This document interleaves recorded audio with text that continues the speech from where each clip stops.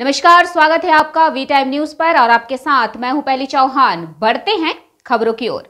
आजाकशी मालदा के भाजपा प्रत्याशी श्री रूपा मित्र चौधरी महाशय ने अपने चुनाव अभियान की शुरुआत पार्टी कार्यकर्ताओं के साथ कभी झांकी तो कभी पैदल चलकर फरक्का के गांधी घाट पर गांधी प्रतिमा पर माल्यार्पण कर की। इससे पहले कि लोग कुछ वोट खो देते, उन्हें उम्मीद थी कि उन्हें 2024 में अच्छी प्रतिक्रिया मिलेगी और जीत मिलेगी।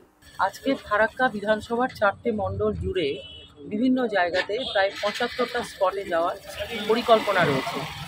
आजादी का अमृत महोत्सव চলছে আর আমরা প্রজাতন্ত্র দিবসের 75 বছর পূর্তি হলো।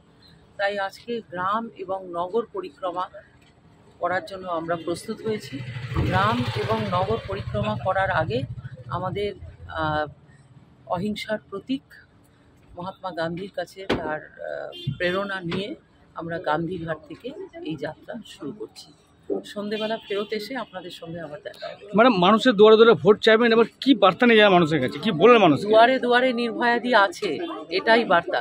দুয়ারে দুয়ারে মোদিজি আছে, এটাই বার্তা।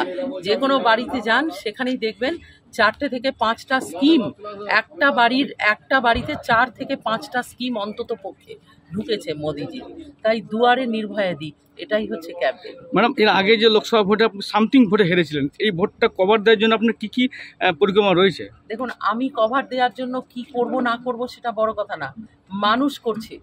মানুষ বলছে যে রূপাদি আপনি তো একটুর জন্য আমরা হেরে গেছিলাম, এইবারে কিন্তু আমরা আর ছাড়বো না। এটা মানুষের আওয়াজ। নির্ভয়াদিকে কিছু করতে হবে না, মানুষই করছে যা করার। মোদির কি রাম মন্দির একটা বড় ইস্যু মনে করছেন? রাম মন্দির বিরাট বড় ইস্যু। সারা ভারত জুড়ে প্রভু শ্রীরামচন্দ্রের প্রবাহ চলছে। মানুষ জয় শ্রীরাম বলে পাগল হয়ে আছে। ভোট এলে পরেই ওরা রাमचंद्र ছবি খুঁজবে আর রাमचंद्र কথা মনে করে পড়বে। वी टाइम न्यूज के लिए मुर्शिदाबाद से मिलन सरकार की रिपोर्ट।